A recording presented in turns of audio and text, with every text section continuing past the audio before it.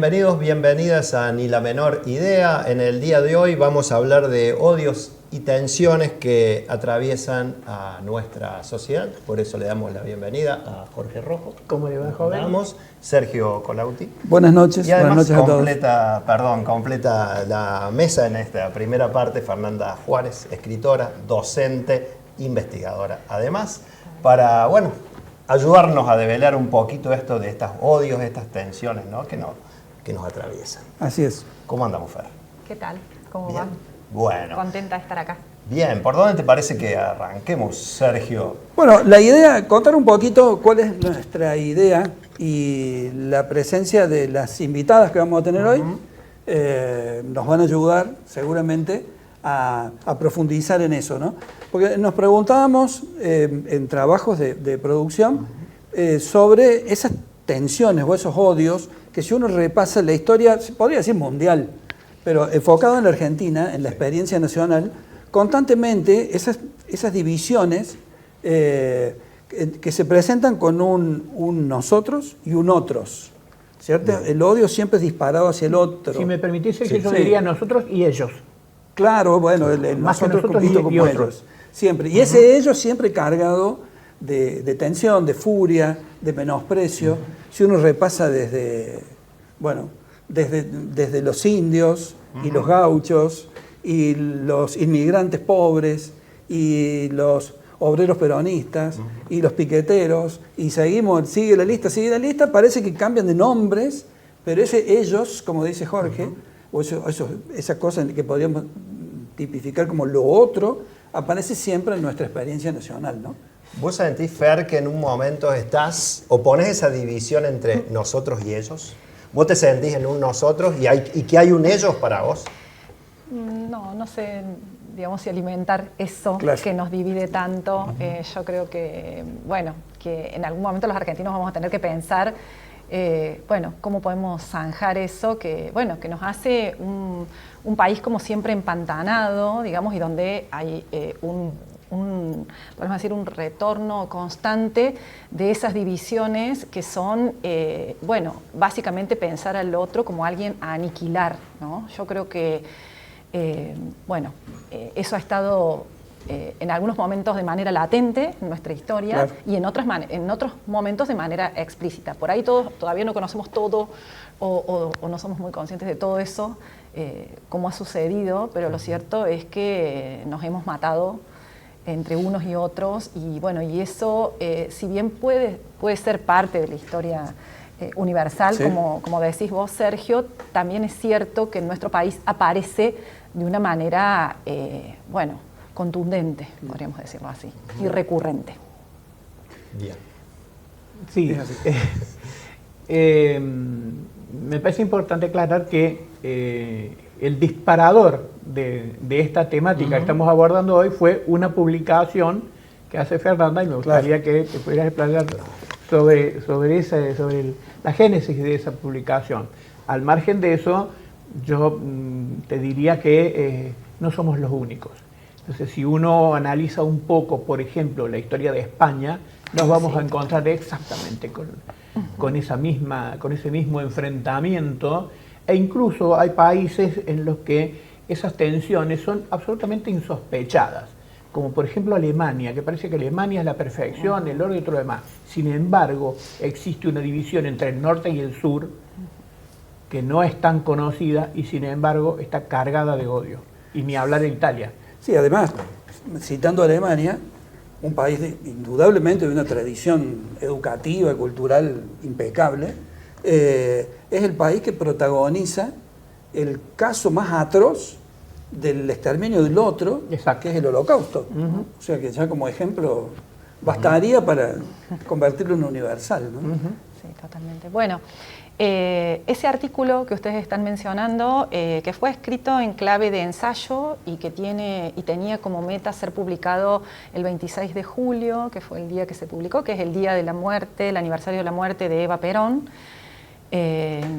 Bueno, el origen de ese artículo es que, bueno, en algún momento hace un tiempo me enteré por un video que circulaba acá en nuestra ciudad que había un dirigente, un militante peronista, Alberto Beto González, que en su casa tenía un busto de Eva Perón. En el video se lo podía ver a Beto contando la historia de ese busto, ¿no? De ese busto que él tiene en su casa, acá en Río Tercero, en el patio de su casa, y un busto que tiene unas dimensiones y tiene otra característica, que es que está dañado, ¿sí? Tiene como magullones, como heridas, está como lastimado. En la dimensión es más grande que el cuerpo. Sí, totalmente. Mucho más grande. Sí, es más grande, es más grande, y él lo tiene sentado en un sillón abajo de un limonero, o sea que, bueno, toda la escena es preciosa. La cuestión es que, bueno, yo me contacto con él y él me cuenta esa historia, que es una historia que una vez que él me la cuenta, resulta que se empieza a repetir, en lo que yo empiezo a indagar, se empieza a repetir en toda la Argentina. O sea, es una historia que también nosotros en Río Tercero conocemos, que es la historia de que en 1955, cuando llega el golpe militar que derroca a Perón, en numerosas ciudades, clubes, instituciones, hay como un movimiento de las fuerzas antiperonistas, sobre todo conservadores, liberales, sectores afines a los militares, pero también vecinos que descargan todo su odio contra el peronismo en esa figura que es la figura del busto de Eva Perón. La historia del busto que tiene Beto González en su casa es la siguiente. Ese busto estaba en la localidad de Avellaneda, en Buenos Aires, o por ahí, no tiene muchas certezas Beto, y resulta que el día mismo... La cuna del peronismo. Sí, Avellaneda, provincia de Buenos Aires, bueno. Ahí, en el momento en que viene el golpe militar, lo empiezan a atacar y en ese momento fuerzas peronistas se organizan para rescatarlo y lo rescatan, ¿sí? Porque en la mayoría de estas historias pasa lo mismo. Los bustos son arrastrados, molidos, sacados, escondidos, pero al mismo tiempo hay otra fuerza que es la de los peronistas que tratan de rescatarlo. Bueno, este es el caso.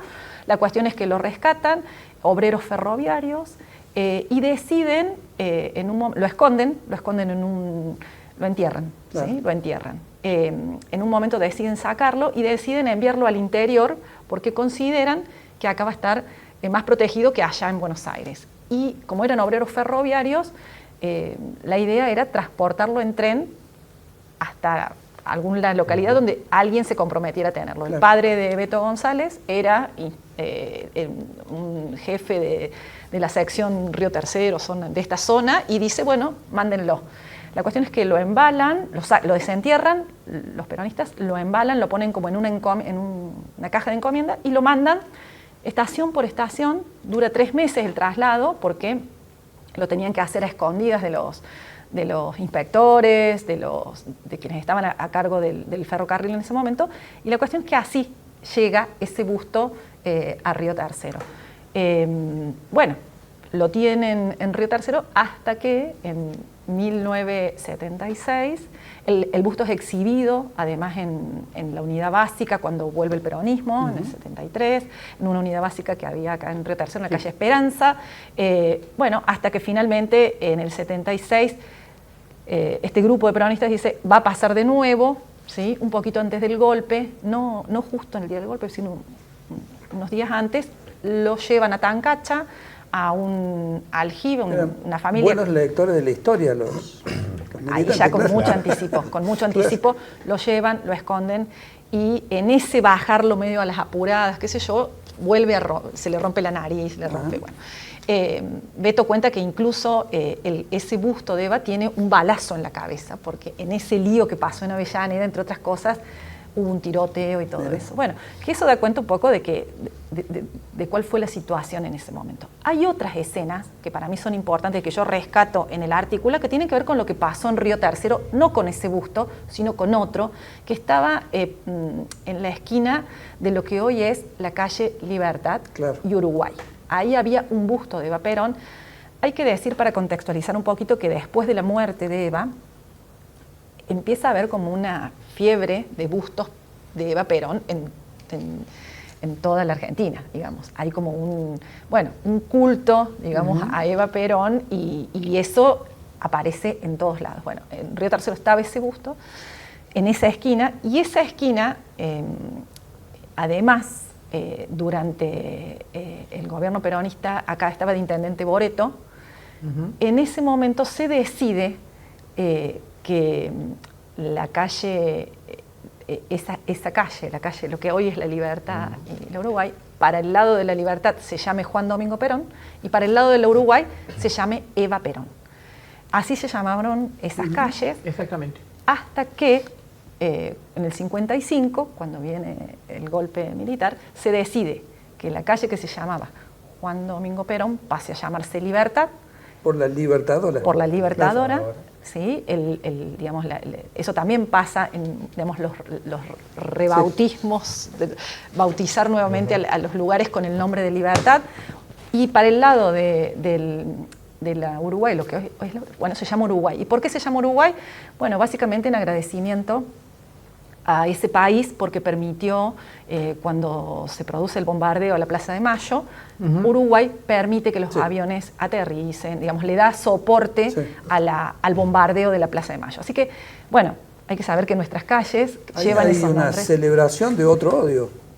El de los bombardeos, ¿no? De los bombardeos, exactamente, del 55. Bueno, esas calles, que son nuestras calles céntricas principales, bueno, llevan los nombres en honor, bueno, a un golpe militar y a un país que asistió en ese momento al bombardeo del 55.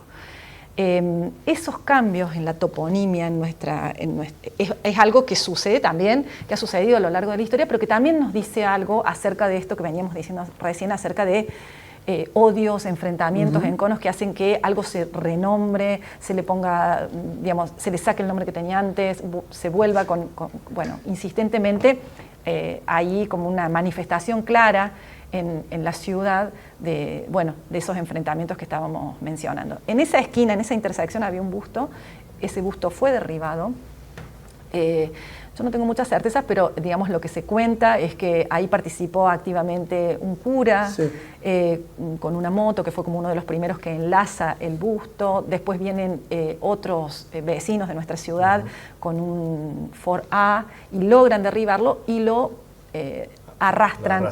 Bueno, esa escena de arrastrar el busto de Eva es una escena que se reproduce. Yo en el artículo voy contando algunas escenas, dejé un montón afuera porque pero casi se podría decir que es algo que pasa recurrentemente en cuanto pueblito, en el interior está muy presente esa escena de derribar la estatua de Eva. Y aquí en la ciudad, la generación de nuestros padres lo contaba.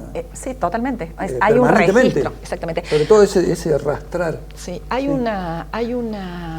otro cambio en la toponimia que yo registré, que es en el Cerro Pistarini. El Cerro Pistarini, que está en Embalse, lleva el nombre de Pistarini porque era el ministro de Obra Pública de Perón, y en el momento en que viene la Libertadora, ese cerro pasa a llamarse Libertad. Y después recupera tiempo después el nombre de Pistarini. Algunos casos ocurrieron así, ¿no? Lugares, espacios que habían sido nombrados de una manera pasan a recuperan. Otros no. El caso de nuestra ciudad, en eso es paradigmático porque las calles mantuvieron el nombre que tenían en el 55. Hay una cosa que me parece importante destacar con respecto al tema de la calle Libertad, o en el caso de Cerro Pistarini, que yo lo ignoraba, es que generalmente estos actos violentos, estas acciones violentas o estos movimientos políticos violentos de ultraderecha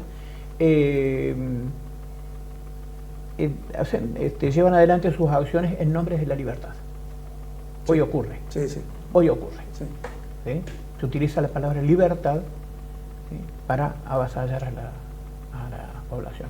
Y te digo más, yo estoy tratando de hacer memoria, pero no voy a poder. Hay una afirmación, una frase de un filósofo ya del siglo XIX, XX, creo que del siglo XIX, no podría precisarte en este momento quién fue, pero que justamente lo que él plantea es que va a haber en la sociedad algunos movimientos en contra de los intereses de la gente, ¿sabes? Y que siempre se van a hacer en nombre de la libertad.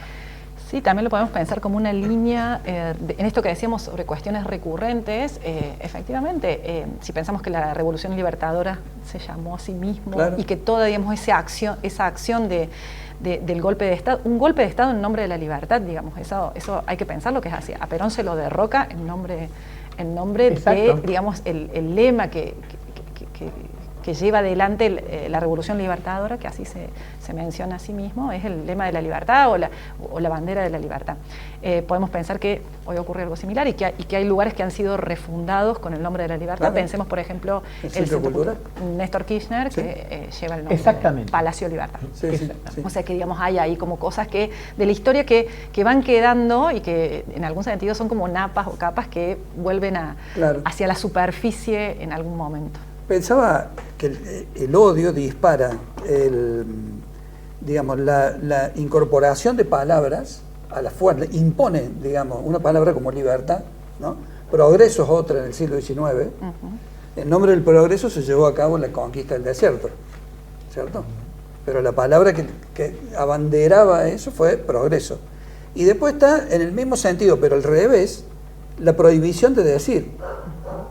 Sí. Por ejemplo, prohibir decir Perón, Eva Perón. Sí, que eso fue un decreto presidencial. Delirante, prohibir decir algo. Sí, ¿no? Sí, totalmente. Sí. Y cómo eso activa, digamos, yo eso lo trabajo bastante en el artículo, cómo ese prohibir decir, no se prohibía nombrar a Perón, Evita, se prohibía mencionar cualquier cosa que tenía que ver con los símbolos del peronismo, cómo eso activa un deseo en el acto, digamos, hace una operación mágica, digamos, que activa, activa rápidamente, sobre todo, yo creo que sobre eso está fundada toda la resistencia peronista, digamos, es cómo desafiar de alguna manera a eso que fue prohibido a través de un decreto. También la ilusión, pienso en eso, de las autoridades de aquel momento, de pensar que por prohibir decir ya es suficiente, ¿no? Hemos asistido a muchas escenas en nuestra historia de ese tipo de censuras, de prohibiciones, que sabemos que, que no hace falta ser psicoanalista para saber que no basta con que alguien el ingenio popular buscaba decir sin decir lo mismo. Por ejemplo, decir peronista decían los peruanos. Sí, totalmente. O por ejemplo, yo ahí rescato la figura de esa florcita, el no me olvides, ¿no? Que la florcita esa que iba prendida en los ojales de personas que simpatizaban con el peronismo, que militaban el peronismo, y que eso ya era un santo y seña, o sea, nos reconocemos con solo tener ese ramito que nos reconocemos. Después también Beto González cuenta que él era chico y le preguntaba a su padre por qué cantan. Su padre se juntaba con sus compañeros, sus amigos, sus colegas, y le preguntaba por qué cantan en voz tan baja esa marchita, que es tan linda.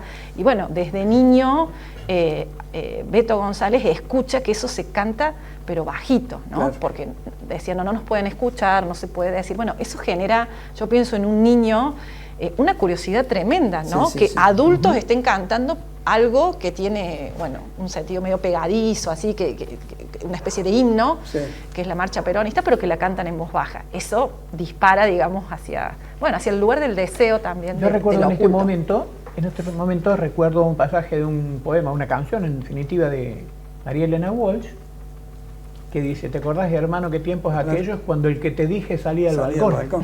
No se lo podía mencionar. Que por otra parte, María Elena Walsh tiene un poema que se llama Eva, en 2 partes, dedicado a la figura de Eva Perón, a la que, en la primera parte habla sobre los días de su fallecimiento, ¿no? Y del duelo.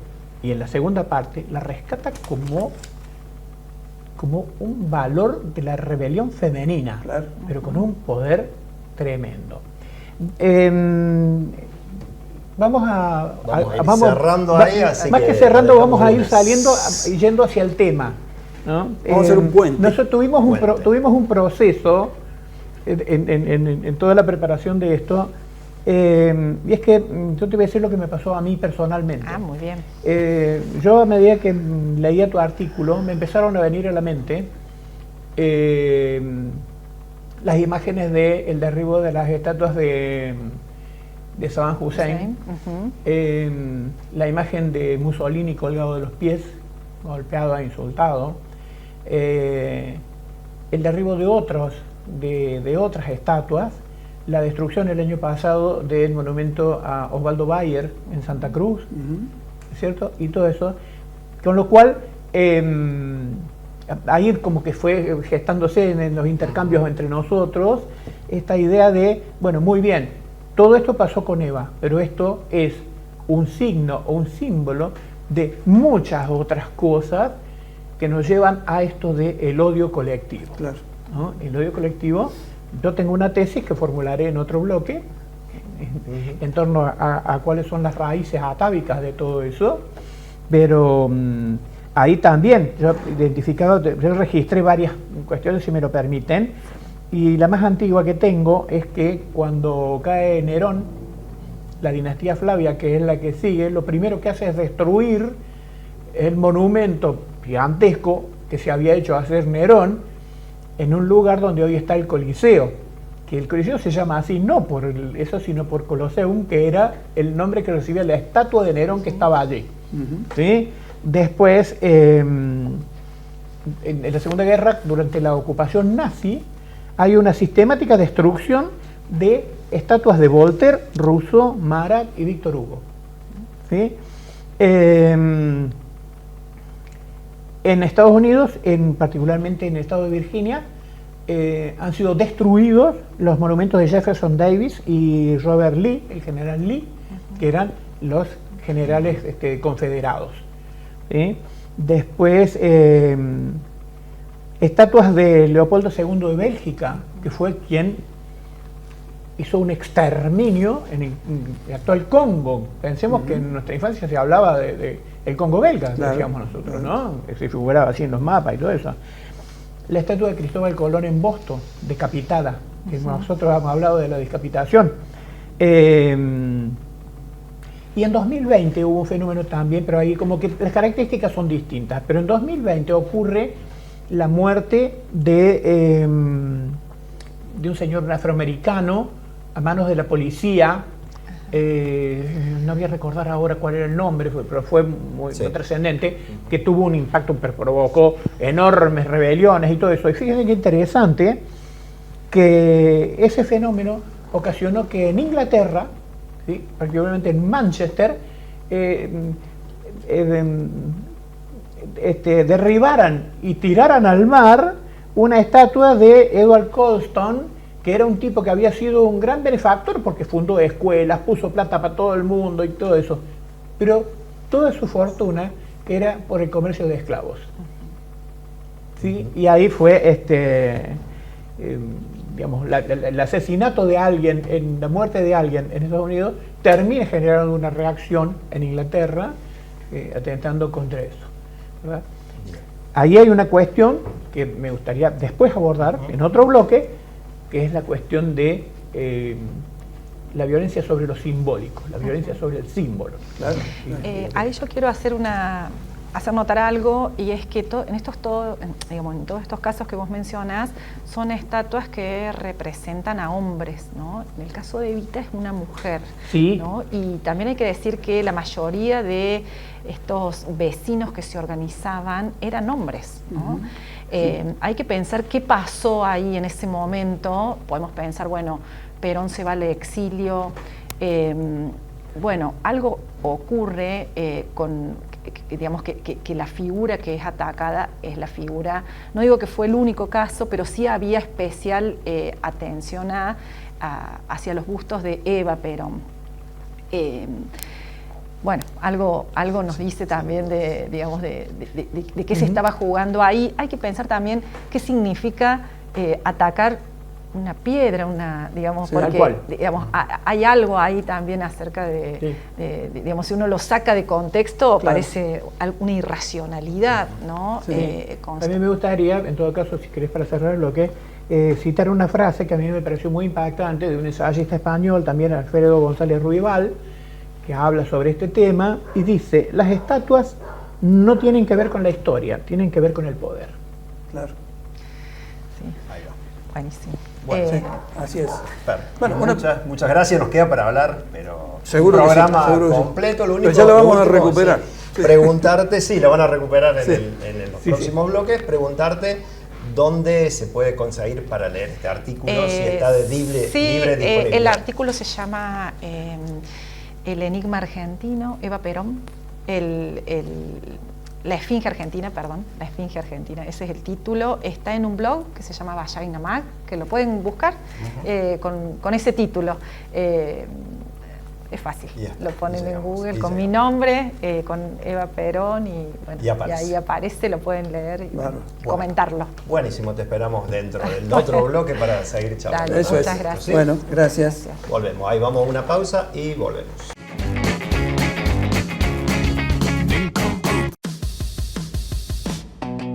Mirá todo lo que estamos haciendo en Río Tercero. Mirá, Trabajando juntos, hicimos mucho por la ciudad y seguiremos haciendo. la sede de la Universidad Provincial en Río Tercero ya está en marcha. Un edificio de 3.500 metros cubiertos que será el espacio donde miles de jóvenes de la región podrán estudiar y construir su futuro. Además, estamos ampliando la red de gas para llevar este servicio esencial a cerca de 600 vecinos de la ciudad. También estamos ejecutando un plan de renovación integral de la Plaza San Martín, con un diseño que combina su historia con una mirada moderna, más verde, conectada y accesible. A esta obra se suma la puesta en valor del espacio recreativo del balneario del río Talamuchita, 2 espacios de encuentro para toda la comunidad de Río Tercero y visitantes. Córdoba elige invertir en infraestructura y servicios para mejorar la calidad de vida de los vecinos. La Plaza San Martín está quedando lindísima y el balneario también. Ver la ciudad cada día mejor nos hace sentir orgullosos. Con la mirada puesta en el crecimiento, en Río Tercero. Hacemos. Gobierno de la provincia de Córdoba. Hacer para crecer. En Río Tercero, Villa María y zona de influencia. Si buscas un seguro, buscas a Seguros Minetti de la Vedova. Seguros M&D, el seguro para vos. WhatsApp 3571 514100. Búscanos en Instagram como Seguros M&D. En Río Tercero, Villa María y zona de influencia. Seguros Minetti de la Vedova.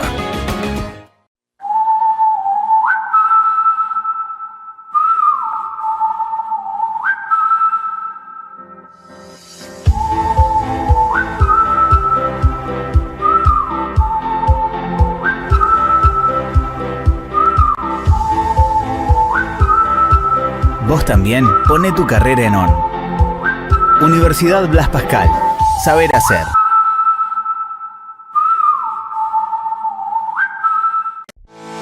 Helio Casa Distribuciones, Sociedad Anónima. Desde 1975, brindando servicios. Compromiso con la comunidad de Río Tercero y región.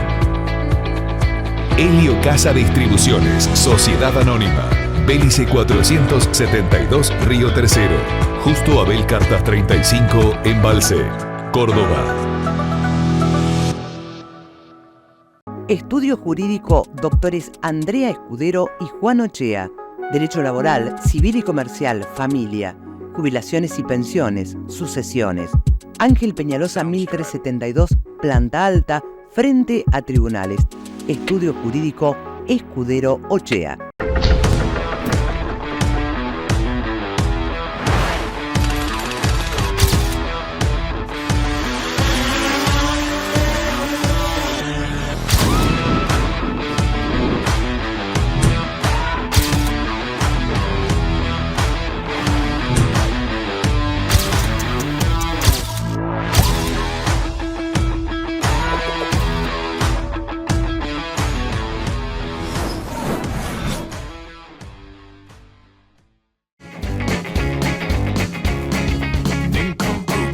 Volvemos en Ni la menor idea y este tema que estamos tratando hoy, odios y tensiones que atraviesan a nuestra sociedad. La invitada ahora es Telma Duhovne, licenciada en Ciencias Políticas, además concejal de la localidad vecina de Tancacha. ¿Cómo va, Telma? Bienvenida. Bien. Bienvenida. Muchas gracias por este espacio. Y bueno, la estuve escuchando muy atentamente en el bloque anterior. Primero felicitar y una sana envidia que en Tancacha hay una renovación en la dirigencia política, claramente. No vamos a entrar mucho en ese tema para no robar tiempo al que tenemos, pero hay una renovación que la verdad que es muy saludable, algo que en Río Tercero, donde estamos haciendo este programa, no ocurre tan a menudo. Estuviste escuchando, ¿no? Recién Fer hablaba un poquito, dentro de lo que estuvo hablando, y pensaba, ¿no? Esos mecanismos que se activan en la sociedad ante las prohibiciones, ¿no? ¿Cómo se ve eso desde la ciencia política? Bueno, yo mientras los escuchaba charlando en el bloque anterior y también a partir de una lectura previa del texto de Fernanda, se me venía también a la cabeza uno de los primeros textos que se ven en teoría política sobre Chantal Mouffe, que plantea estas categorías de el nosotros, ellos, también el definirse a partir de un otro, del no ser, claro. Como por ejemplo en Argentina podríamos decir el antiperonismo o el antikirchnerismo, por ejemplo, por citar algunos ejemplos, ya que estamos hablando del ejemplo específico de Eva Perón, pero también esta categoría del amigo-enemigo, que muchas veces lo que se intenta no es ganarle al enemigo, porque de esa forma se transformaría en un adversario. Sería más sano que no fuese un enemigo político, sino un adversario. Sin embargo, nuestra historia argentina habla más de enemigos y amigos.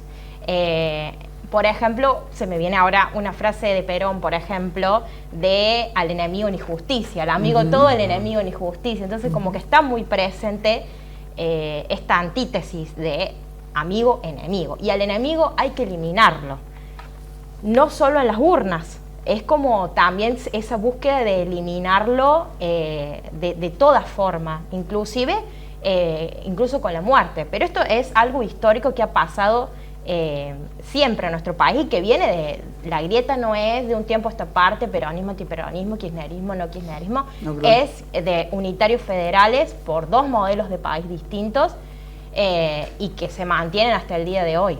Desde Moreno Saavedra, si vamos para atrás. Claro. De un tiempo importante a esta parte, y algo que me llama, bueno, la atención, teniendo en cuenta que hay un avance de las nuevas derechas a nivel mundial, no es algo que pase solamente en el territorio de América o en nuestro país, es esto de deshumanizar al enemigo. Sí. Es como que el foco está ahí, en deshumanizarlo. Habría que pensar para qué se consigue con eso, en deshumanizar, y que el otro deja de ser una persona y es un foco de ataque constante. Hoy en día por ahí podemos pensar que por ahí muchas ideas que no van de acuerdo con lo que plantean las nuevas derechas. Por ejemplo, en nuestro país podría llegar a pensar en el cuquismo o el ser cuca si no estás de acuerdo con ciertas pautas o ciertas ideologías o ciertas políticas que lleva adelante, por ejemplo, el gobierno nacional. Entonces, eso es una forma de deshumanizar también. Y desde los nombres, como decíamos hace un rato. Exactamente. Sí. Entonces, también es una forma de invalidar la opinión distinta, viviendo en una democracia, donde, bueno, en algún momento fuimos ejemplo de eso, y hoy en día, bueno, a nivel mundial eso se está disputando y mucho. Por ejemplo, que se está poniendo en discusión el voto femenino. Por ejemplo, eso también... Hay ciertas corrientes de la derecha española que están empezando a objetar, digamos, particularmente Vox. Hay dos partidos muy ultraderechos, uno es Vox y el otro es Se Acabó la Fiesta, que en todo caso es un grupo mínimo, que postulan que el voto por familia, no el voto del ciudadano, sino el voto por familia, y obviamente la cabeza de la familia, el varón, es el que debería votar. Lo que vos estás planteando, mientras vas hablando me van surgiendo algunas cositas, como por ejemplo en que en toda esta disputa, digamos, hay un momento en la historia argentina que me parece revelador, que es la famosa frase de Balbín cuando asiste al velorio de Perón, ¿no? Cuando dice que iba a ver y despide a un amigo. Claro. ¿No? es muy interesante algo ese como fenómeno. este viejo adversario despide a un amigo. Exactamente, o algo así esa es la frase. Pero era adversario, ¿no? Digo, era otro momento también, no era enemigo. Lo era cual adversario. habla en todo caso. disputa, estuvo preso. Muy bien. Lo que habla en todo caso es de una madurez, una maduración, pensémoslo en términos de proceso, de ese pensamiento político. Todo lo que viene después es retroceso. Hay un hecho simbólico también cuando vuelve Perón, viene a una quinta, creo que es Gaspar Campos se llamaba. Sí. Y como había mucha gente, Balbín quería ir a saludarlo y no podía pasar, y alguien le saca una foto saltando un tapial, saltando una verja en realidad. Entonces quedó como un hecho simbólico, saltar la verja para ir a saludar, ¿no? Sí, bueno, sí. me parece que hemos perdido esos gestos, lamentablemente. Lo otro que vos decís con respecto a la deshumanización es un mecanismo que existe desde hace mucho tiempo. Para mí fue muy patente durante la guerra de Vietnam, cuando se hablaba de los vietnamitas como simios. Es decir, hay una necesidad de deshumanizar para que no haya culpa en la eliminación de ese otro. No estoy matando a alguien de otra especie. Sí. Bueno, en la conquista de América, tal cual. Digamos, el anatema que utilizaban era que los indígenas, al no tener religión, no eran no tenían alma. No tenían alma, no tenían personas, entonces se los podía matar. ¿Sabes que también pensaba ahí, Telma y muchachos, que pasó el Mundial hace muy poquito? Tal vez nos estén viendo a este programa hace de acá 3-4 años, estamos en 2026, pasó el Mundial hace muy poquito. Hubo una bandera simbólica, la de las Malvinas son argentinas. Estamos en agosto del 2026 y va a haber una, por la ley de tierras, bien. ¿Qué sentís que esa bandera, desde lo simbólico, una simple bandera diciendo las Malvinas son argentinas, tal vez pudieron hacer más que, no sé, 200 años de diplomacia con respecto a eso, ¿no? Cuando digo se activan un nacionalismo en este caso, ¿crees que puede haber influido, por ejemplo, en la baja de lo que fue el proyecto de ley de tierras? Me leíste la mente, bueno, porque justo iba para ese lado. Buenísimo. Justamente pensaba en el Mundial, en cómo exacerbó este nacionalismo argentino y de alguna forma parece que como que la grieta por un momento se borró. Y lo único que quedó en pie fue que somos argentinos. Y mucho más después de este partido contra Inglaterra, que bueno, sí, por supuesto, fue un partido y bueno, no vamos a recuperar las Malvinas, pero esa bandera dio una visibilidad ante millones de personas y fue una rebeldía que tendrá su sanción, la desconocemos al momento, pero tendrá lamentablemente su sanción para la selección argentina, pero para nosotros representó muchísimo, más que el Mundial en sí o más que la Copa, ese partido, esa bandera fue un símbolo muy importante porque también, esto también venía a colación de lo que estábamos hablando, hubo un discurso de odio hacia la Argentina muy importante a nivel mundial, quizás tildándonos de soberbios o de demasiado festivos, si se quiere, o orgullosos de nuestro país, a pesar de que quizás no estamos atravesando uno de nuestros mejores momentos a nivel político, económico y social. Sin embargo, mantenemos esa festividad que nos caracteriza como argentinos y el Mundial quizás para nosotros representa mucho más que para otros países. Representa un momento de felicidad que esta selección nos dio y además que nos dio, como decías recién, este símbolo, este gesto de soberanía que claramente tuvo una influencia porque se terminó postergando para el día 6 de agosto esta ley de tierras que sufrió reformas hasta último momento y que parece que no sé cómo va a quedar porque hasta último momento estuvieron introduciendo reformas y también la ley de manejo del fuego, que todo tiene que ver con la soberanía de nuestro país. Entonces, eso también es muy importante. Por ese discurso de odio, ¿y a quién le conviene deshumanizar a los argentinos y que nos merecemos perder? Y qué otra cosa más también. Entonces, también en ese sentido, pensarlo. Bien. Jorge, ¿te quedaba algo para desarrollar ahí o te parece que aprovechemos, nos va a quedar un bloque para Tengo la dejada para el último bloque. Pero muy, muy bien. Bueno, el próximo bloque va a ser con Fernanda y también con Telma, así que bueno, volvemos después de la pausa.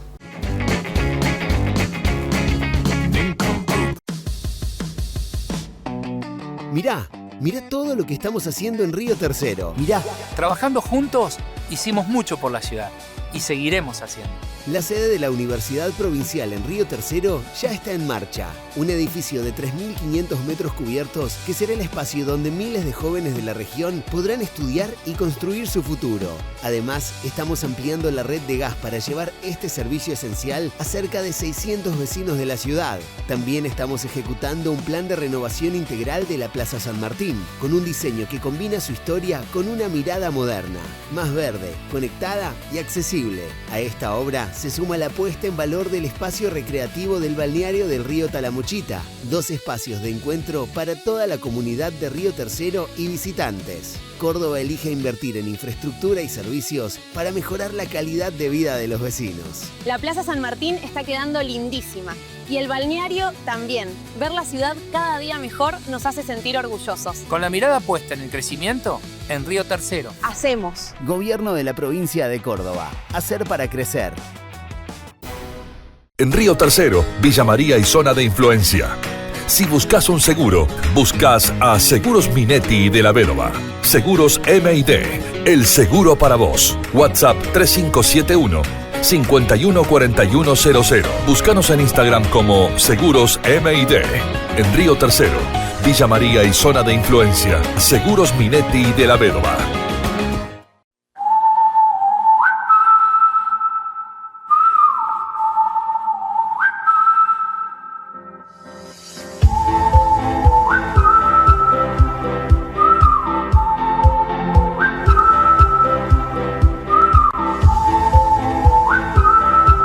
Vos también pone tu carrera en ON.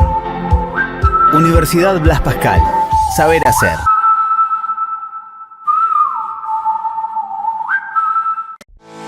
Helio Casa Distribuciones, Sociedad Anónima. Desde 1975, brindando servicios. Compromiso con la comunidad de Río Tercero y región. Helio Casa Distribuciones, Sociedad Anónima. Bélice 472, Río Tercero. Justo Abel Cartas 35, Embalse, Córdoba. Estudio Jurídico Doctores Andrea Escudero y Juan Ochea. Derecho Laboral, Civil y Comercial, Familia. Jubilaciones y Pensiones, Sucesiones. Ángel Peñalosa 1372, Planta Alta, frente a Tribunales. Estudio Jurídico Escudero Ochea.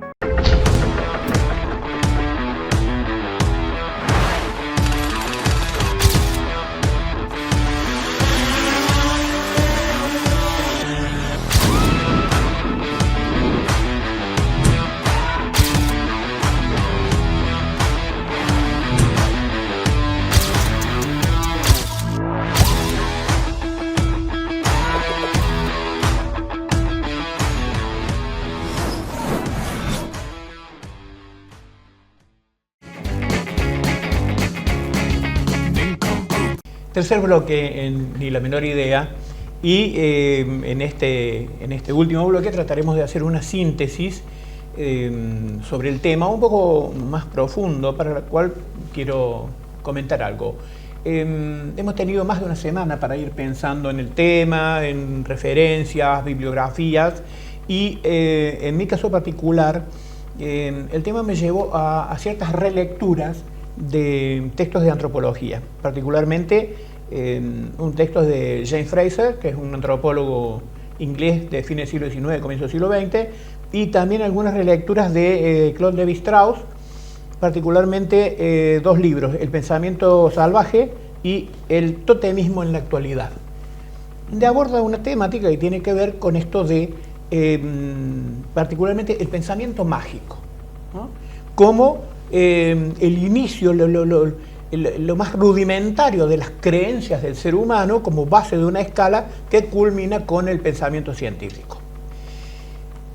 Y justamente habla Frazer, clasifica las formas de la magia y habla de lo que él llama magia homeopática, Es decir, la creencia de que dañando a un objeto que es la representación de otro, se hace daño al otro. Es decir, esta idea que yo hago una figurita que representa a una persona y si le clavo el filercito, le estoy haciendo daño a la otra persona.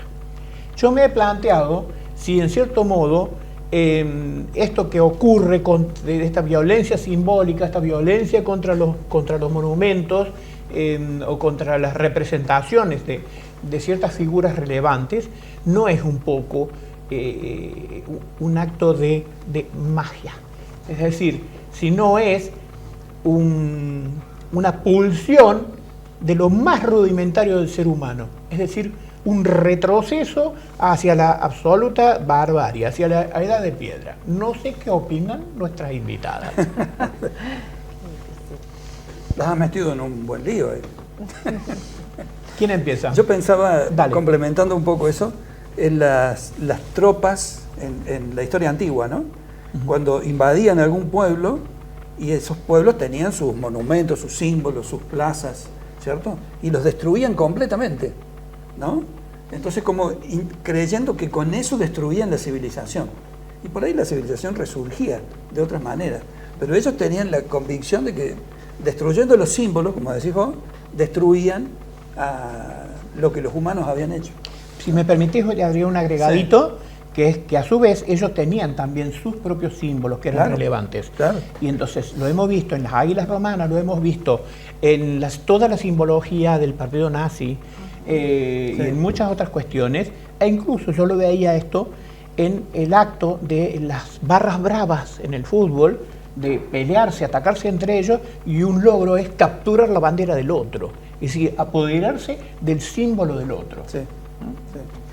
Sí, ahí yo creo que estas escenas que relatamos acá sobre la destrucción de estatuas, de bustos, concretamente de lo que fue la época del peronismo, bueno, da cuenta efectivamente de un aspecto que tiene que ver con la violencia política, ¿no? Y que ha atravesado nuestra historia, pero yo un poco lo digo ahí en ese artículo, que eso que se le hace al busto, a la estatua, a la imagen, a la representación, al símbolo de Eva Perón, bueno, de una figura humana, también anticipa otro tipo de violencias políticas, porque digamos eso que se hace con esas figuras después también se replicó en seres humanos, podemos decir, ¿no? O sea, digamos que hay como ciertos anticipos acerca de hasta dónde, digamos, esa idea de aniquilación de lo otro.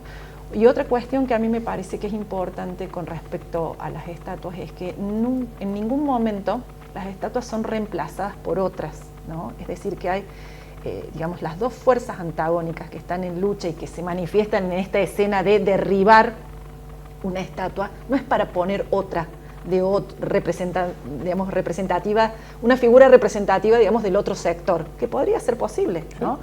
Podríamos pensar que, bueno, derribamos este busto, esta estatua, este símbolo y ponemos otro símbolo, sino que hay solamente pulsión destructiva, sí, ¿no? Y en eso, digo, también habla un poco acerca de, bueno, de cómo resolvemos los conflictos los argentinos, ¿no?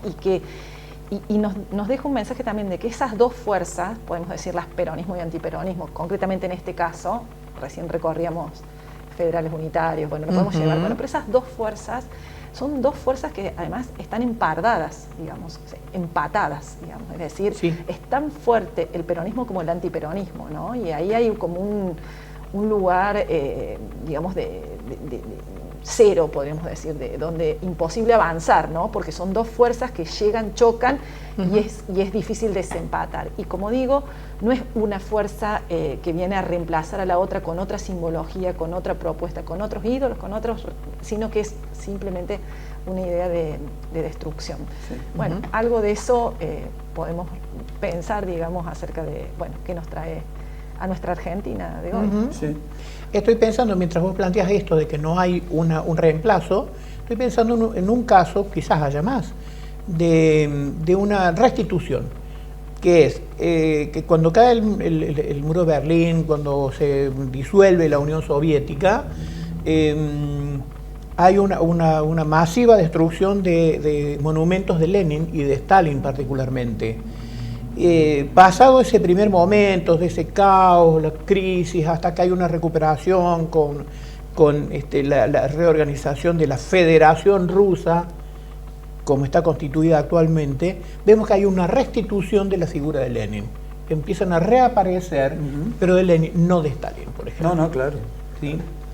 ¿Cuál es tu mirada, Telma? Bueno, yo mientras escuchaba a Fernanda también pensaba en esta frase que generalmente utiliza el peronismo de vamos a volver, como si fuese una suerte de lugar donde es despojado, de este poder que es despojado y al que naturalmente debe volver, casi como del otro lado esta idea de que hay que sacarlos del poder. No vuelven más. Para que no vuelvan. No vuelven más, exactamente.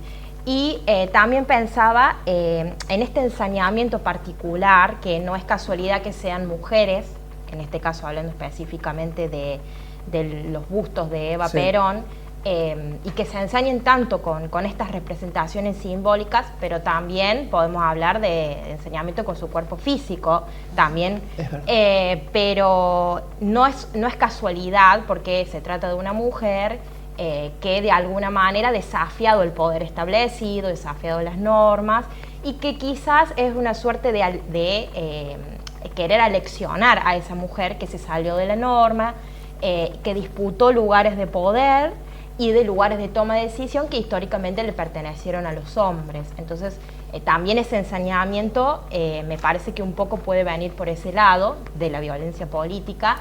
Y también pensaba en cómo existen nuevos mecanismos para estos discursos, que quizá antes era la censura, la prohibición, y hoy en día son las redes sociales. Las redes sociales son esta réplica de los discursos de odios y es la nueva censura a través del odio, de la desacreditación al otro. Con un aditamento, parece que las redes expanden eso. Exactamente. Lo multiplican y a veces desde los anonimatos, que es algo que no se veía. Sí.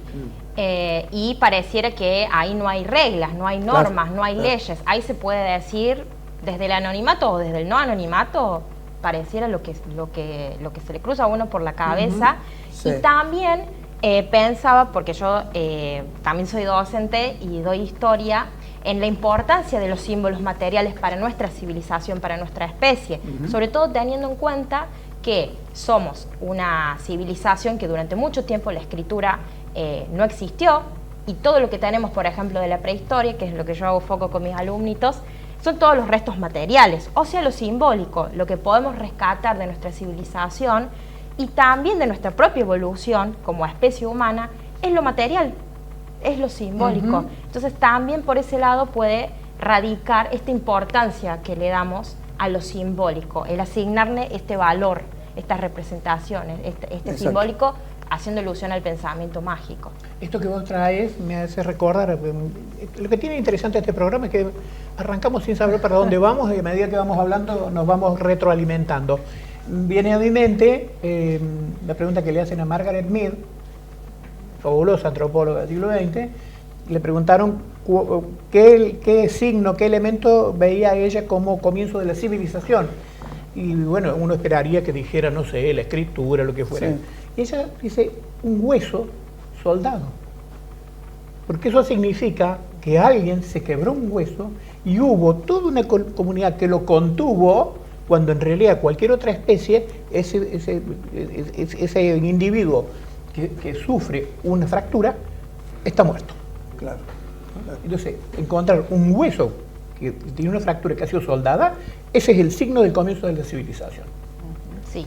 Bueno, sí, me parece interesante esta idea de las huellas que trae Telma, porque efectivamente esta idea de recuperar la historia de los bustos o de ir sobre ese busto que tiene un militante peronista en el fondo de su casa, en el patio de su casa, tiene un poco esta idea, ¿no?, de cuánto hay de vestigios del pasado y cuánto esos vestigios, en este caso la estatua de una mujer, sigue operando en el presente, ¿no? Eso ahí como pregunta abierta, ¿no? ¿Cuánto representa hoy la imagen de Eva Perón? ¿Cuánto sabemos, cuánto podemos reconocer sobre lo que sucedió con respecto a su figura, lo que vos traías recién a colación acerca de la violencia sobre su propio cuerpo, sobre el cadáver de Eva, y cómo a lo mejor esa historia del cadáver que se da en las altas esferas del poder, digamos, toda la negociación con el cuerpo de Eva, enterrada bajo otro nombre. Bueno, va pasando, digamos, en las capas populares algo similar con respecto a estos bustos, ¿no? Ahí como en dos niveles circula la historia. Sí. Pero en ese sentido, sí me parece que es interesante recuperar esta idea de huella, ¿no? Acerca de los sentidos posibles que podemos atribuirle a esa materialidad, en este caso, una estatua, y bueno, y cuánto de eso puede decirnos sobre el presente, ¿no? Como una pregunta abierta, si todavía eso opera hoy. Para ir cerrando, perdóname, para muy cerrando, lo tuyo, y cerramos el bloque. Ya está, no, yo no tengo nada para decir. No, quería plantear un poco cruzando lo que estamos diciendo, que a veces la pregunta que por ahí sobreviene es, bueno, ¿y esto de dónde sale? ¿De dónde sale semejante tensión, disputa, ese encono por, como decías vos, recién, de eliminar al otro, ya sea políticamente o desde lo físico? La dictadura lo lleva a cabo desde los cuerpos, ¿cierto? A mí se me ocurre que en la Argentina algo que es como la matriz de toda esa división es el planteo dicotómico de Sarmiento, civilización-barbarie, ¿no? La civilización necesita sacarse de encima la barbarie en el planteo de Sarmiento. Sin embargo, eso que parece tener un esquema racional, ¿no? Sobre todo desde el libro Facundo, después cuando se baja a tierra y miramos la historia, lo racional desaparece. Por ejemplo, cuando Lavalle, jefe unitario, mata a Dorrego, caudillo de la provincia de Buenos Aires en ese momento, lo fusila y escribe después: yo no sé si estuve bien o mal, la historia lo dirá. Es decir, ni siquiera desde la convicción, ¿no? Bueno, se verá después qué pasa, pero mientras tanto lo había fusilado. Lo mismo que el asesinato del Chacho Peñalosa, degollado, cabeza expuesta en Olta. Y el que ordena ese fusilamiento, dicho por el mismo Sarmiento, el hombre que habló de civilización y barbarie. Es decir, que ya desde el origen, desde esos episodios del 19, esta tensión de la que hablamos está envuelta en una irracionalidad que convendría revisar, ¿no? Porque nos ha hecho mucho daño en la experiencia nacional. Por eso en algún momento, cuando intercambiábamos información preparándonos para este programa, yo trasladé la propuesta de Sergio, Civilización y Barbarie, y yo la denominé Barbarie o Barbarie. Claro. Muchísimas gracias por haber estado, Fer, Thelma, muchísimas gracias por habernos acompañado. Un placer escucharlo. Muchas gracias.